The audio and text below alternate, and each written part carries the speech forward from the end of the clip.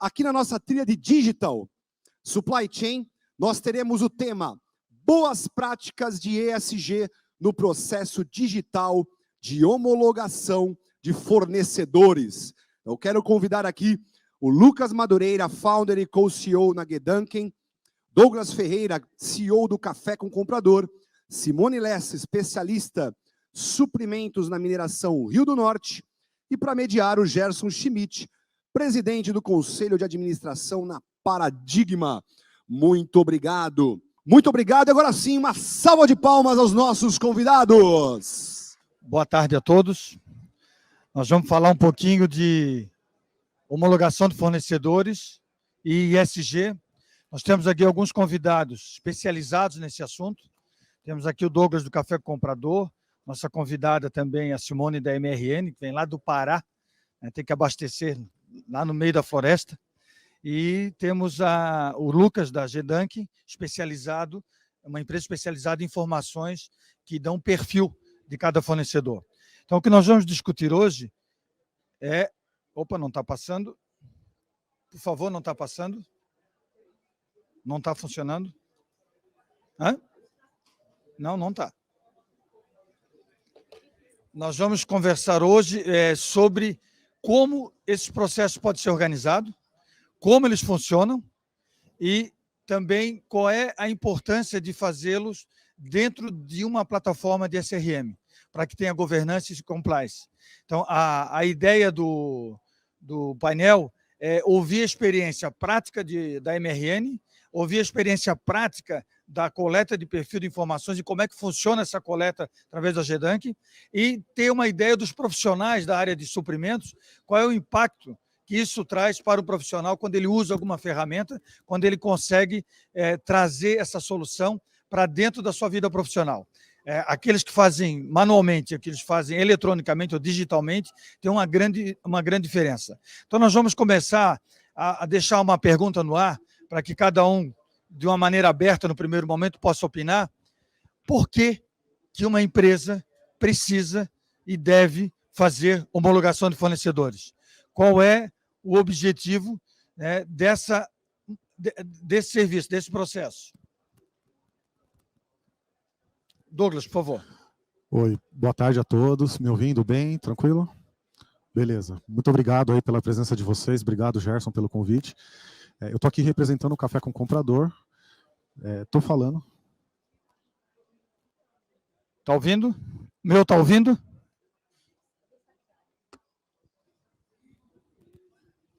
Me ouvindo agora, pessoal? Legal, desculpa aí esse probleminha, mas vamos lá, vamos tocar. Bom, eu estou aqui representando o Café com Comprador, que traz opiniões dos compradores do Brasil, né? Então, primeiro é uma honra participar aqui desse evento, e eu já respondendo a sua pergunta, Gerson, por que certificar, por que ESG? Porque senão a gente está fora do mercado. Tá? Tem uma pesquisa que fala que 67% dos consumidores hoje já procuram por produtos ESG. E aí o que acontece? Se você não tem um produto ESG, você perde venda, você perde mercado, você perde espaço para o teu concorrente. Então, de cara, a minha resposta é essa. Por um outro lado, a gente vai falar bastante aqui de fornecedores. Como que você vai ter um produto ESG se você não tem um fornecedor ESG? Isso passa pela homologação. E mais um terceiro ponto que eu quero colocar é, nós somos ESG? Nós somos ESG? A gente precisa se perguntar isso, porque se a gente não for ESG, a nossa empresa não vai ser ESG nunca. Tá? Então começo com esse ponto de vista e daqui a pouco a gente explora um pouquinho mais aqui. Boa tarde, pessoal. Obrigado, Gerson, pelo convite. Obrigado, Douglas, pela passagem. Obrigado, Simone, que está aqui junto. Aqui também eu tenho uma opinião muito parecida com o Douglas, né? Não tem como a gente, como empresa, a gente afirmar que a gente é uma empresa, se afirmar que a nossa empresa ela é sustentável, sem que a nossa cadeia de fornecimento seja sustentável. Então, a gente está todo dia lá com a nossa empresa, batendo com o nosso pro consumidor, lá na TV, se afirmando sustentável. Como que a nossa empresa se afirma sustentável se a gente não tem uma cadeia de fornecimento sustentável? É possível você ser sustentável sem ter uma cadeia de fornecimento sustentável? E a outra provocação, que também é super boa para a gente entender a importância disso, e a maior parte ainda, a importância disso em compras, de novo, os times de compras vão deixar passar essa oportunidade, ou agora a gente, como compras, vai ser protagonista dessa mudança? A gente vai assumir para suprimentos essa responsabilidade em fazer com que esse tema venha através da gente, ou a gente vai delegar, vai esperar para não sentar na mesa principal e sentar nas mesas periféricas, enquanto o time de compliance, o time de meio ambiente que puxa essa pauta? A gente vai deixar de novo o cavalo montado passar, ou a gente vai pular nele, a gente vai ser realmente protagonista? Então, também trago só essas provocações para a gente ver se a gente, como suprimentos, é o nosso momento de sentar no cavalo, a gente deixar ele de novo passar e a gente ficar só se perguntando por que a gente não é protagonista. Sim. Na verdade, eu acredito que os fornecedores eles são uma extensão da nossa organização. Então, não adianta a empresa que a gente trabalha respeitar o meio ambiente, né, seguir regras de ESG, se a gente não trabalha com fornecedores que seguem os mesmos parâmetros. Então, a gente precisa nos certificar de que os nossos parceiros também sigam os nossos parâmetros, né? Respeito ao meio ambiente, enfim, tudo que a empresa acredita, né? Nós somos certificados na norma ISO 14001, 45001 e ASI. Então, um dos requisitos da norma é que a gente tenha fornecedores qualificados e capacitados para nos fornecer serviços dentro dos nossos parâmetros. Então, essa é a importância da gente ter uma plataforma que a gente consiga avaliar e homologar esses fornecedores. Obrigado pela primeira rodada.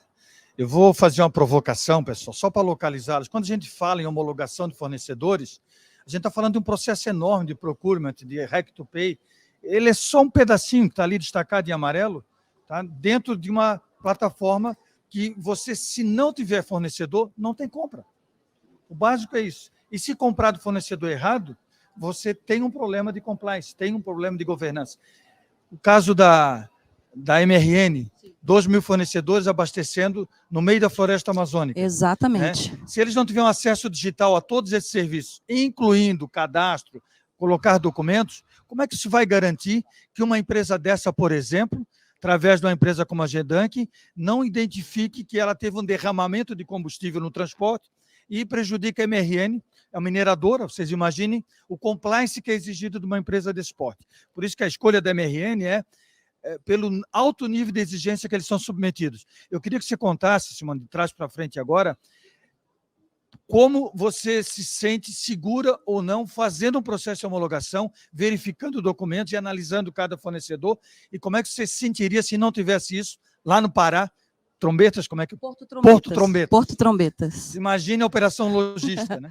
Vamos lá. A gente, quando chega de avião assim, a gente vê aquela mata amazônica fechada, parecendo um brócolis, assim, sabe? Bem fechadinho, aí vem um aberto assim, e é onde a gente mora, em Porto Trombetas. Então, a logística, né, você capturar, né, fornecedores capacitados é bem complexo. Então, a plataforma digital ela trouxe essa ajuda para a gente. Então, anteriormente, o que a gente fez? A gente pegou os nossos fornecedores e a gente classificou os fornecedores. A gente dividiu por críticos e não críticos, né, dentro do nosso processo. E dentro dessa criticidade, os fornecedores críticos são os de logística, produto químico, EPI, enfim, transporte, né? E os in company também. E como que a gente ia homologar esses fornecedores? Então, a gente desenvolveu como se diz, um Excel, né, que a gente mandava para o fornecedor, ele mandava aqueles documentos, colocava numa pastinha. Então, era todo um processo manual que a gente tinha que fazer de uma forma que a gente tinha que ter um controle absurdo para a gente poder saber se estava homologado ou não. Então, o que a plataforma Paradigma trouxe para a mineração Rio do Norte, né? Primeiro foi a consolidação dos dados. Então, hoje o fornecedor ele entra na plataforma, a gente orienta, a gente tem um kit de informação do fornecedor, que é disponibilizado para ele. Também tem o passo a passo, né? Deles entrarem na plataforma, se homologarem, como que é feito o processo. Então, o próprio fornecedor, ele entra na plataforma, ele preenche os dados cadastrais, os dados bancários, de contato, e ele escolhe uma categoria. Então, de acordo com a categoria que ele seleciona dentro da plataforma, ele vai ter que disponibilizar determinados documentos. Exemplo, se for construção civil, então ele tem que colocar o que é comum para todos os fornecedores, que são as certidões negativas de débito, alvará, licença de operação se aplicável, se ele tem CREA, responsável técnico, ART, enfim. Ele coloca toda a documentação e responde um formulário que era feito manualmente por e-mail. Ele faz isso através da plataforma. E aí a gente analisa todos os documentos de acordo com o KNAI, de acordo com o que ele escolheu em termos de serviço ou de material, e a gente homologa esse fornecedor e fica tudo compilado dentro da plataforma. E tudo que é feito em termos de não atendeu ou atendeu, fica dentro da plataforma. Faltou um documento, eu devolvo na plataforma. Tudo com rastreabilidade. Tudo com rastreabilidade. E aí ele devolve para a gente e também a gente conta com o suporte do Paradigma quando eles têm alguma dificuldade na hora de fazer o processo de homologação. Então, assim, facilitou muito para a gente. Obrigado, Simone. O Lucas, Simone contou como é que o processo está organizado, mas será que é suficiente o que já está organizado? Ou a gente precisa e tem meios de informações públicas para entender o perfil do fornecedor? Mas quando fala em perfil, não é pegar o documento só, entregar, verificar. Quero saber sustentabilidade, risco ambiental, né, propriamente dito, ou risco tributário, ou risco financeiro, ou exposição política. Como é que se faz hoje e qual é a tua experiência de mercado em entrar num processo e dar esse upgrade? É super legal, Gerson. Não tá? Agora tá? Vou tentar falar mais perto. Então, quando a gente está falando de sustentabilidade da cadeia de fornecimentos, a gente tem 2 indicadores. O primeiro indicador é qual é o nível de exposição, ESG do fornecedor. E esse nível de exposição ESG do fornecedor, ele não depende de nenhuma informação do fornecedor. Só com o número do documento dele, a gente consegue, com cheques automáticos em centenas de bases de dados, a gente já trazer qual que é esse nível de exposição do fornecedor. E como que traz? Então, traz com todos os processos, não só listas públicas, cheques automáticos na Receita, IBAMA, todos os processos judiciais, todos esses dados compilados e com inteligência, com máquinas de inteligência por trás deles, dependendo do que aparece desse fornecedor, ele levanta qual que é o nível de risco. O nível de ambiental, o nível de risco social, de governança, e não só no momento da entrada, né? Porque é muito legal quando você, no momento da entrada, você entende esse fornecedor. Só que a entrada é só uma foto dele. Então, depois que esse fornecedor também está homologado, a gente também consegue, os mesmos robôs, eles começam a monitorar esse fornecedor, e quando muda esse nível de risco, o fornecedor não tinha nada, ele cai numa lista de trabalho escravo. Esse fornecedor, ele cai na Lava Jato, ele começa a ter um processo de deterioração financeira muito forte. A plataforma vai lá e avisa vocês para que vocês possam tomar uma nova decisão sobre esse fornecedor, porque a foto que você tinha na entrada mudou um pouco, né? Então, a decisão também pode mudar. Lucas, obrigado. Eu queria entender, Douglas, do que a gente está colocando aqui, os principais motivos para se homologar um fornecedor, né? Mitigação de risco, a qualificação e a rastreabilidade de um processo que você consiga dar resposta à política de ESG. Mas eu gostaria que você explorasse essa visão da empresa, né? A empresa tem que ter processo, tem que ser rastreável, ela tem que qualificar o fornecedor, precisa mitigar risco. E o profissional? O que é que acontece um profissional que tem essa missão? Que tipo de preparo, que tipo de experiência e qual é a percepção do valor desse profissional quando ele cresce na atividade dele, sai do Excel, do controle manual, passa a ter uma plataforma digital, passa a ter um serviço externo online monitorando. Qual é o papel dele daqui para frente e qual é a importância desse profissional na área de compras? Ótima pergunta, Gerson. Primeiro ponto, eu vivo essa realidade, galera, pelo menos 25 anos. Eu comecei lá atrás trabalhando em compras e vim passando por essa evolução, e agora a gente vê o ESG acontecendo, mas na verdade isso já aconteceu ali atrás com a sustentabilidade, a gente teve dificuldade e agora voltou com força, ESG, que pega os 3 pilares, sustentabilidade, social e governança.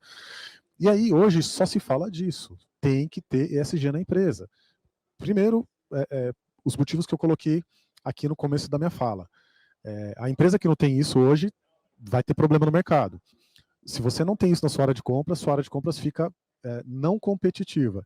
E nós temos que ter dentro do nosso profissional, né, nós temos que ser ESG para implementar isso. Entrando no que o Gerson perguntou, quem conhece ESG hoje, quem mergulha nisso, quem se aprofunda nisso, fica muito mais valorizado no mercado. As empresas estão de olho em profissionais que dominam e que entendam do processo de ESG como um todo. Agora, a Simone está colocando aqui um exemplo, né, da empresa dela. O Café com Comprador se relaciona com mais de 5.000 empresas. Eu posso falar para vocês tranquilamente que mais de 90% dessas empresas ainda não estão profissionais, não estão profissionalizadas no quesito processos para ESG, mas elas estão buscando. Está todo mundo profissionalizando a sua área de compras para trabalhar com ESG. E aí qual que é a dica que eu dou? Número 1, processo. Tem que sentar e desenhar processo. Dica número 2, tem que automatizar. Não dá para a gente trabalhar com Excel, não dá para a gente trabalhar com qualquer tipo de solução que não seja uma solução tecnológica. Até porque, hoje, todo mundo que está sentado aqui, acredito que tem ali pelo menos 500, 800 ou mais de 1.000 fornecedores no seu vendor list. Como que você avalia, como que você garante, como que você cuida do cadastro desse monte de fornecedores, dessa base toda, sem você ter uma ferramenta tecnológica, sem você ter um processo? Então, primeira coisa é isso, tá? Tem que ter processo, tem que ter solução. Ah, mas eu não tenho, nunca fiz. Benchmark, gente. Vamos falar com quem fez. Vamos falar com o Paradigma, vamos falar com o Gedanken, vamos buscar, e eu não estou aqui falando, não estou aqui para vender a solução deles, eu não estou aqui para falar isso, eu estou aqui para falar que já existe algo pronto, já está pronto, é só ir lá, sentar, conversar, entender o que está funcionando e trazer para a sua empresa. Tá? Agora, o profissional que cuida disso, que sabe fazer isso, vale mais no mercado.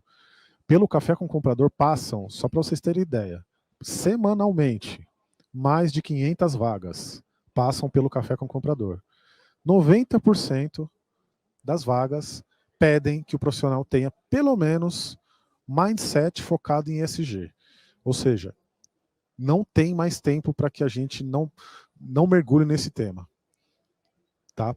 Temos que mergulhar nesse tema. O profissional vale mais e aí, por consequência, profissionaliza a empresa e a empresa vai ser mais competitiva. E lembre da pesquisa que eu falei, tá? 67% do público final já busca produto ESG. E esse número vai aumentar, tá? Vai chegar ali nos 90, eu acho. Então, quem não tem produto, quem não tem processo ESG, não vai conseguir vender seu produto no mercado. Obrigado, Douglas. O que é interessante, pessoal, a gente só fazer um resumo dessas primeiras rodadas. Nós estamos falando de qualificação, melhores práticas e gestão de risco. Tá certo? Então, como organizar isso? É isso que nós estamos discutindo. Qual é a vantagem? Há a opção de não fazer isso daqui para frente? Eu acredito que, pelo que a gente tem visto de depoimentos, que não existe essa possibilidade. E não há como uma empresa estar certificada ou garantir a sua política de ESG sem garantir que ela está conferindo se a sua cadeia de suprimentos também segue alguma política aderente às suas práticas. Então, esse conjunto de coisas é muito importante. Eu vou usar novamente a Simone, lá da mineração. Eu imagino, Simone, vocês têm desafios ambientais incríveis, né? Enormes. Qual é o compromisso que vocês exigem dos fornecedores de vocês nessa questão das melhores práticas, né? E nós estamos trabalhando para trazer até mais informações para você através da Gedanken, para pesquisa digital automática, mas você, de alguma maneira, tem que resolver alguns processos hoje e até onde vem o compromisso do seu fornecedor para garantir o seu compromisso com... Perfeito. Como eu falei anteriormente, a gente dividiu os fornecedores em duas categorias, críticos e não críticos. Quando a gente fala da criticidade, ela pode ser crítica por quê? É um produto que, se ele não for fornecido no tempo hábil, pode parar a empresa. E a outra criticidade é que o fornecedor ele pode expor a mineração, né? Como a gente chama aqueles fornecedores, são os agentes, que de alguma forma eles representam a empresa perante um órgão público ou perante ao nosso cliente. Então, se ele não fizer um processo adequado, não tiver bem o fornecedor, ele pode denegrir a imagem da empresa. Então, você leva anos para construir uma imagem e o fornecedor pode destruir a imagem da empresa em um mês, em um ano, em dias. Então, a gente precisa ter esse cuidado de que, quando eu vou trabalhar com o fornecedor, ele passe por esse processo não somente de capacitação técnica, ele mostrar que ele é capaz de fornecer aquele serviço, aquele material, mas também que ele tenha todas as licenças pertinentes para fornecer aquele determinado produto ou material, e que ele passe pelo due diligence. Então, se eu contrato um fornecedor que ele tem algum desvio, que ele tem alguma conduta indevida, então, se ele for representar a mineração, aquilo vai respingar na gente. Então, isso é muito importante que a gente faça esse processo de avaliação. Então, o processo do DDI é bacana que, se eu tenho um fornecedor, que eu faço uma perguntinha lá, ele vai ter uma procuração da mineração? Ele vai interagir com o nosso cliente? Ele vai transportar um produto químico, se houver derramamento no processo do transporte, a gente vai ser envolvido no escândalo ambiental.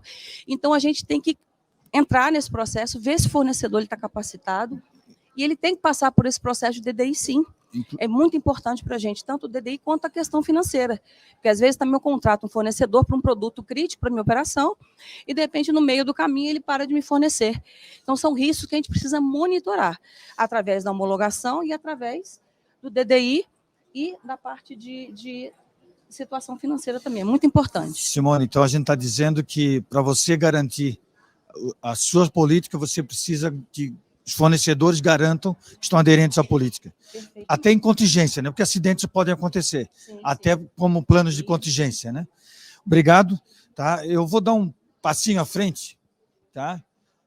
Quando a gente fala em organização de um processo, a gente pensa em configuração de etapas, definição de quem analisa, questionários de processo por categoria, qual é a minha autodeclaração sobre as perguntas da categoria que eu trabalho, definição de documentos que eu vou estar exigindo, coleta de dados de documentos públicos e um parecer final. Alguém homologa ou não homologa o fornecedor. No final, o ser humano interage com as informações e com o processo, com log de auditoria, e diz se está homologado ou não. Há 2 pontos mais frágeis no processo de procurement. Um é quem participa, e o outro é como você negocia. Pode incluir itens, excluir itens, fazer uma cesta que favoreça mais um fornecedor ou outro. Então, 2 pontos vulneráveis em compliance, aí já não é nem governança, mas em compliance é como você organiza o processo de compras, e o outro é quem você convida para participar. Então, nós estamos falando de 50% desse ponto que é muito vulnerável. Aí eu vou perguntar para o Lucas, você trabalha com informações coletadas do perfil dessas empresas, para que alguém lá no final dê um parecer. Não aprovo, ou concordo, ou volta para o fornecedor esclarecer. Vocês trabalham com informações de bases privadas, bases públicas, padrão brasileiro, padrão internacional. Como é que eu posso garantir o compliance do serviço que você entrega para que a empresa tenha compliance? Perfeito, Gerson. Esse é um ótimo ponto. Um jeito de você coletar a informação é você ir lá e bater na base de alguém, e ele só vai trazer bases que foram coletadas e armazenadas conforme o tempo. Mas você fazer isso, você não garante o compliance que o Gerson está falando. Então, para a gente conseguir que o processo ele seja compliance, o que a gente faz, a plataforma? No momento de solicitação da homologação, os robôs vão lá e disparam. Naquele minuto, eles vão bater lá nas 500, 600 bases naquele segundo. E para todas aquelas bases que você tem uma certidão por trás, você tem um PDF por trás, ou você consiga bater foto de uma página da onde vem aquela informação, a gente traz aquele registro de auditoria para os nossos clientes, para garantir que naquele momento que o fornecedor está sendo analisado, que ele está sendo homologado, ou depois que ele está sendo monitorado, você não só conseguiu fazer todos os cheques, mas você tem todas as evidências do processo. Isso garante esse processo que o Gerson está falando de compliance. E aqui, quando a gente está falando em centenas de bases de dados. Mas com processo judicial você consegue trazer isso? Processo judicial a gente consegue trazer todos os processos judiciais. Tem uma certidão por trás? Não, quando tem processo judicial não tem, mas então o que a gente traz? A gente traz todas as informações judiciais, mas o link para ir direto lá no tribunal para falar, está aqui, da onde veio, como veio, você cai já direto dentro desse processo. Assim como todas as certidões, sempre elas têm que estar com 1 minuto, com 1 segundo exatamente do minuto onde foi solicitado aquele processo de homologação. Não adianta você só ter lá um ok de alguma plataforma falando, esse daqui estava bom quando você viu, mas você não traz evidência nenhuma daquilo. Então, tão importante que você coletar, trazer as informações, é você trazer as evidências, e não só isso, é você colocar também máquinas que aceleram esse processo de due diligence, igual a Simone falou, Imagina lá, você pega um fornecedor, uma empresa grande que tem, sei lá, 200 aparições em mídia, se tem 5.000 processos judiciais, cara, como você fala para um analista de compliance para analisar esse fornecedor tendo que ler processo a processo? Você tem que ter robô, você tem que ter inteligência ali dentro para só apontar aqueles processos, aquelas notícias que elas são potencialmente problemáticas para o seu negócio. E aí sim você tem um processo que você não exige tanto de gente, mas ele exige muito mais só da pessoa tomar a decisão e não da pessoa ter que fazer toda aquela análise operacional. Obrigado, Lucas. Douglas, você tem uma missão aí de fazer um apanhado disso tudo, né? Com a tua experiência aí apesar da sua juventude, algumas décadas em compras, nós temos que entregar 3 coisas aqui no final, né? Tem que entregar um fornecedor habilitado ou bloqueado, né, ou suspenso. Tem que ter alertas de consultas online, porque as coisas mudam. E nós temos que ter um processo que tenha compliance e governança alinhado com os pilares do ISG, né? Sustentabilidade, social, econômico, além da gestão de risco. A pergunta que eu te faço é o seguinte: quando eu aperto demais o fornecedor, você com a visão dos profissionais, pode ser que eu exclua alguns fornecedores de algum processo e pode vir aquela escassez de fornecedores para participar do processo. Como é que você vê, daqui para frente, a relação comprador-fornecedor em situações adversas? Ou seja, alguém tem que ajudar alguém. Eu preciso do fornecedor, mas eu preciso que ele melhore. Como é que você vê a relação profissional, né, do profissional de compras com ética, né, mas com relacionamento devidamente instruído pelo procedimento da empresa, mas resgatar fornecedores, que só excluí-los, daqui a pouco a gente não tem nenhum fornecedor. Isso não resolve o problema. Boa, olha só, eu fiz uma palestra recente falando de tendências de compras. Quais são as tendências de compras? Lógico que ESG é uma tendência, automatização é uma outra tendência, e uma terceira tendência veio uma palavra curiosa, mas responde parcialmente o que você falou, que é colaboração. Quando a gente fala de colaboração, galera, olha só, veja bem, quem é o seu fornecedor, o que você compra dele e, principalmente, o que a sua empresa quer em termos de ESG. Lembrando que ESG não é só separar, aliás, está longe disso, separar os recicláveis, né? Eu fico danado da vida quando eu vou numa empresa e aí chega lá, não, tem o ESG, mostra um quadro, foto, bonito, cadê o ESG? Ah, as lixeiras lá, a lixeira azul, a lixeira vermelha, a lixeira amarela, e tá achando que ESG é isso, tá longe de ser isso. Então, Simone falou, Pareto, né? Vamos olhar lá os mais importantes, os menos importantes, começa dos mais importantes, não dá pra gente fazer a base inteira, de uma hora para outra, cumprir todos os requisitos de ESG e passar por toda essa parte de processo e sistema. Então, vamos olhar, de fato, o que impacta. Ou seja, o que a sua empresa precisa naquele primeiro momento. A gente está cansado de ligar a televisão e ver a empresa de açúcar, não sei o quê, descobriram lá no alojamento funcionário em condições de trabalho análogo à escravidão. Cara, cadê o comprador dessa empresa que não foi lá olhar isso, sendo que é uma das principais contratações dessa empresa? A mão de obra em campo. A Simone trabalha lá, ela acabou de falar, a questão geográfica dela é complicada. Ela está num lugar que não tem acesso. O que a área de compras dela tem que olhar? Mesma coisa, esses fornecedores que estão pulverizados, esses fornecedores que contratam, de repente, uma equipe coloca num alojamento, da onde está vindo os insumos que ela utiliza, porque uma mineradora está trabalhando diretamente com a questão do meio ambiente. Se ela está usando um produto que não tem a licença, que não tem as garantias, os cuidados com o meio ambiente, vai dar problema. Então ela não precisa olhar outras várias categorias. Pareto, olha aquilo que impacta, olha aquilo que realmente faz parte do core do negócio. Então, quando o Gerson faz essa pergunta, né, como é que a gente consolida isso tudo? Gente, eu não vou minimizar aqui a complexidade disso, mas não é tão cabeludo quanto parece. Primeira coisa, eu já falei, temos que ter um processo. Por que processo? Eu vou dar um exemplo aqui.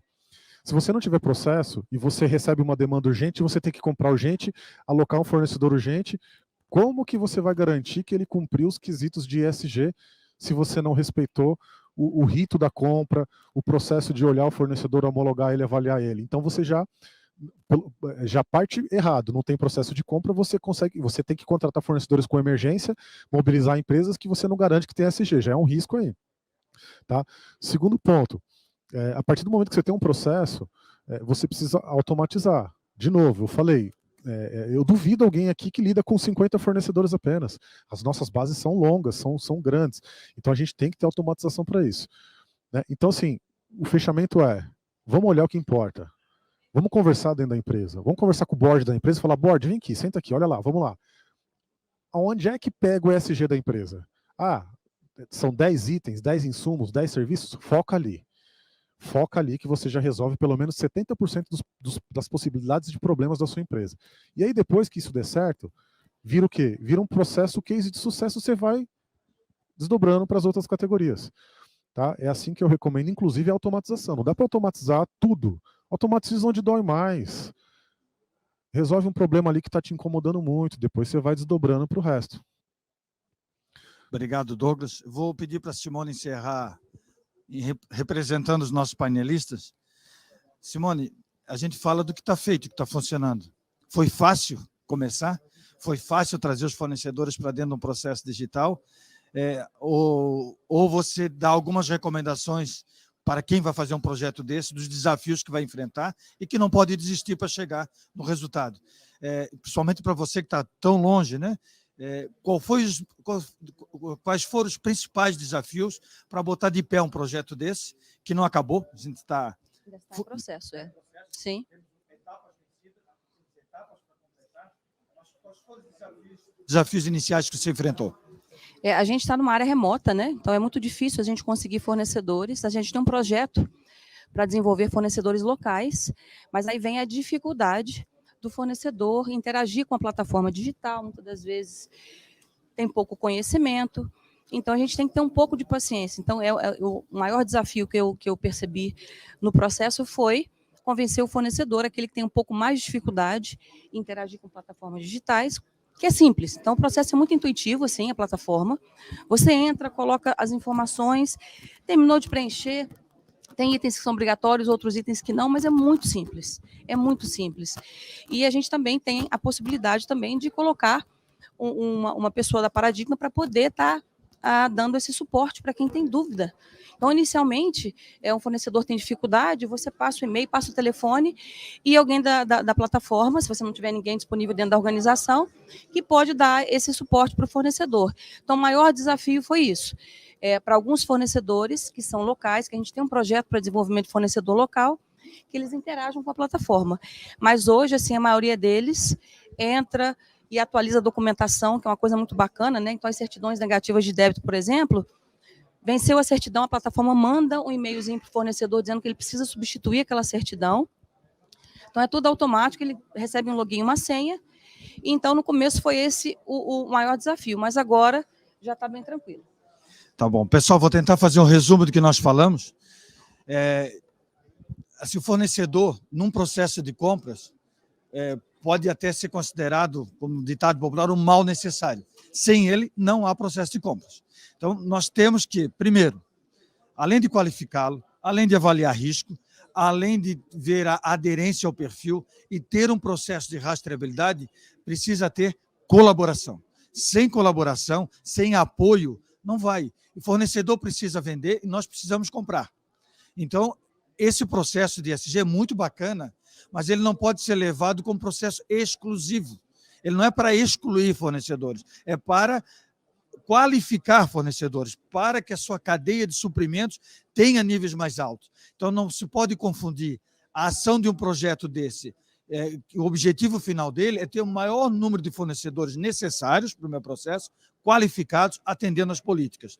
Então, a palavra colaboração, ela se soma muito bem a esse processo. Outro alerta também, questão da qualificação dos profissionais. Nós estamos falando de tudo digital, então nós estamos falando de análise. Um processo de homologação digitalizado, ou com essa transformação digital, ele às vezes é de horas ou minutos.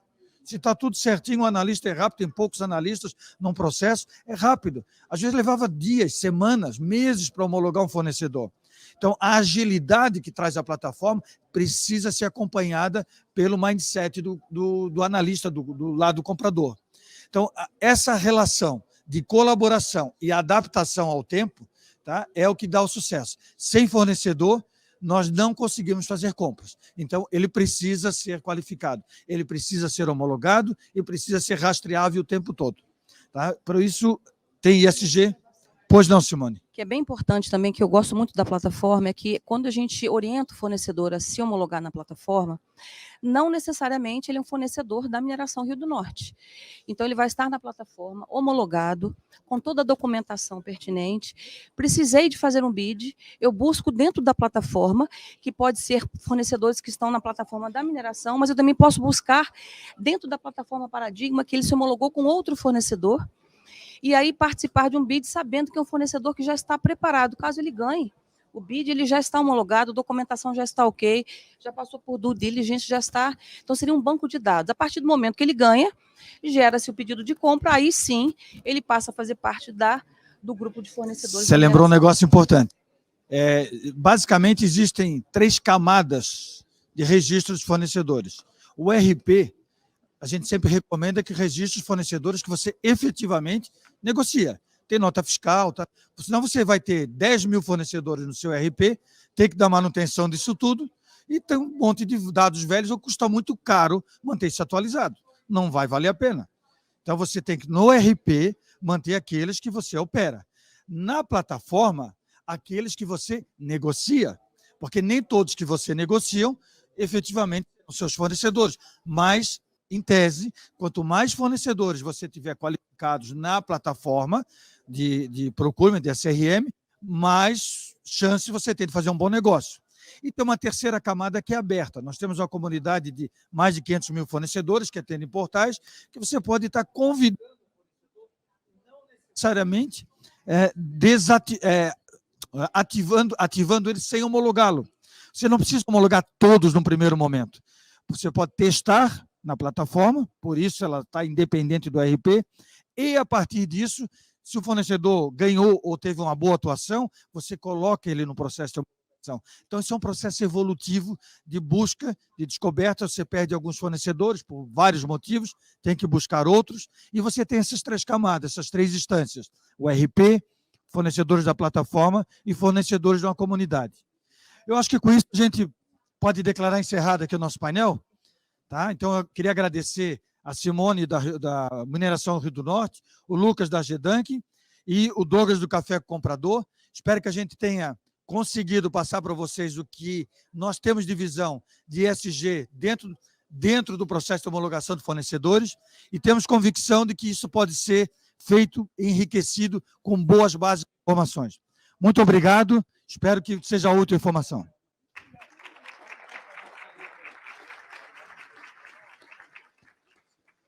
Nós vamos deixar aberto algumas perguntas, se alguém tiver alguma pergunta ou algum caso. Alguém queira perguntar alguma coisa? Satisfeitos? Opa, por favor, vou passar aqui. Repito.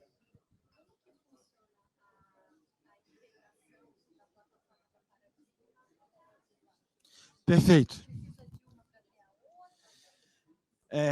A pergunta é a seguinte: como funciona a integração da plataforma da Paradigma, onde acontece o processo de homologação, que pode bloquear ou não o fornecedor, com a base de informações e serviço online da GEDANC?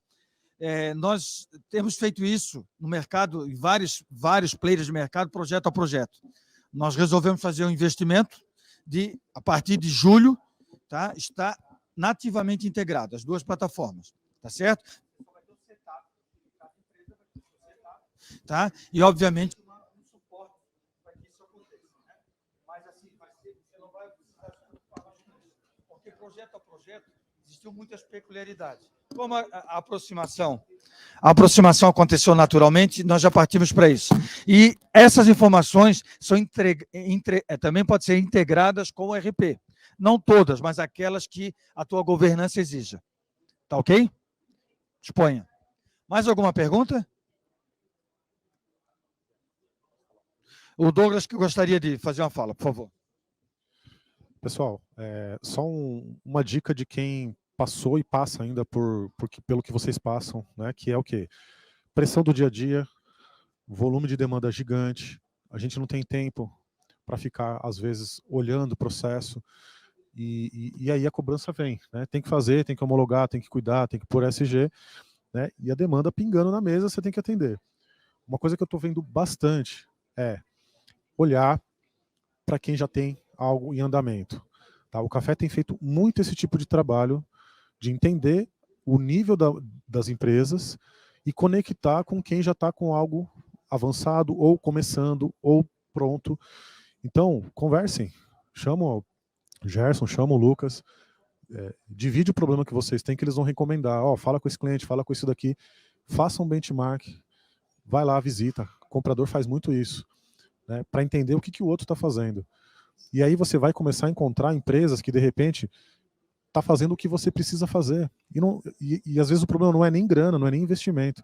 O problema realmente é você entender qual é o seu momento para encontrar alguém que esteja no mesmo momento que você está. Tá? Então, assim, estou passando essa dica porque estou vendo muitas empresas fazendo isso. Tá? Visitando outras, entendendo o que a outra está fazendo, e ali, sem perder muito tempo, sem planejar muito, sem investir muito, entra no mesmo barco e aproveita, e em pouco tempo você tem o seu processo de homologação, de certificação, considerando as premissas de ESG. Tá bom? Só como uma dica aqui, Gerson. Obrigado. Satisfeito com as respostas? Tá ok. Só faltou um item. Você perguntou se pode trabalhar separadas. Sim, elas nasceram separadas, mas elas são melhores juntas. Tá bom? Para você ter o processo completo, nós recomendamos 2 juntos, e a gente descobriu que cada um tem uma especialidade, entendeu? Não adianta querer fazer tudo, porque a gente vai acabar entregando algo que não é tão bom. Então, a gente preferiu agir dessa maneira e tem dado muito certo. Só para te dar um exemplo, eu me recordo um dos projetos que nós fizemos na área de homologação da Itaipu Binacional, e faltavam pessoas para negociação, e tinham pessoas, sim, obrigado, um monte de profissionais qualificados em cadastro. Pelo debate de vocês. Tá? E a hora que a gente colocou o processo de Michele homologação Farias, desses termos, as pessoas puderam evoluir na carreira, se liberaram de cuidar de papéis, com seus tá? E passaram a ter papéis mais nobres, mais bem remunerados como analistas, tá? E aqueles que puderam ser liberados passaram a ser negociadores, também evoluíram na carreira. Então a gente tem que pensar que, para nós nos libertarmos como profissionais, nós precisamos compartilhar conhecimento e nos atualizarmos. Porque se a gente não fizer isso, nosso concorrente faz, a nossa empresa faz. Então, a gente chega a um ponto que não tem alternativa. É a mesma pergunta, perguntar quem não tem um celular aqui. Tá? É quase impossível ter uma vida profissional e pessoal hoje sem um smartphone. Tá? Então, chega um ponto que algumas coisas são inevitáveis. E, na nossa opinião, esse assunto passou a ser inevitável. Tá bom? Pessoal, eu acho que o tempo esgotou, né? Muito obrigado pela atenção. Espero que a gente tenha atendido o objetivo. Muito obrigado.